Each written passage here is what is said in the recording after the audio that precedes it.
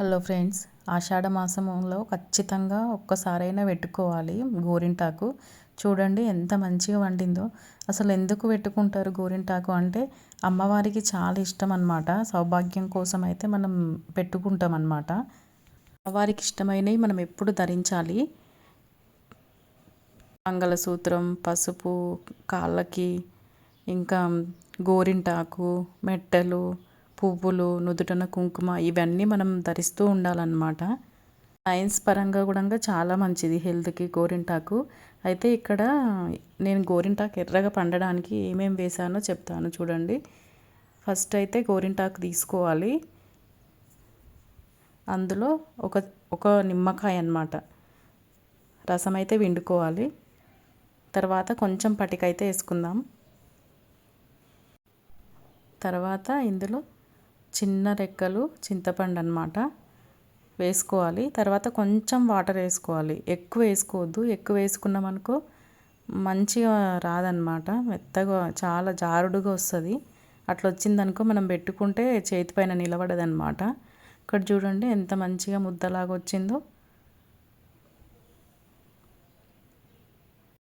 ఇట్లా ఉంటే జారిపోతుంది అనమాట, మంచిగా చేతి పైన నిలబడుతుంది.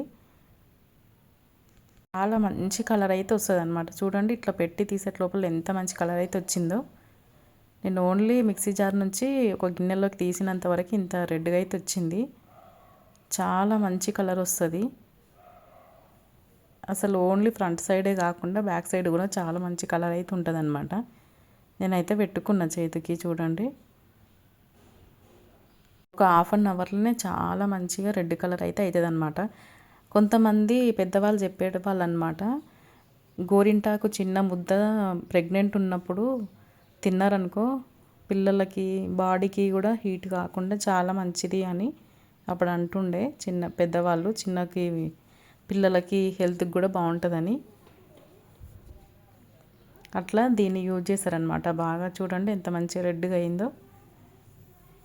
ఇక్కడ చూడండి మొత్తం తీసి మొత్తం పైన పైన అంతా వెళ్ళిపోతుంది కదా. తీసిన తర్వాత కొంచెం కొబ్బరి నూనె పెట్టి అప్లై చేయాలన్నమాట. చూడండి బ్యాక్ సైడ్ కూడా ఎంత మంచి కలర్ వచ్చిందో. బాగా చేతులకు రుద్దుకోవాలి కొంచెం కొబ్బరి నూనె. ఇప్పుడు చూడండి ఎంత మంచిగా ఉందో. ఇట్లా వస్తుంది అన్నమాట, చాలా బాగుంటుంది.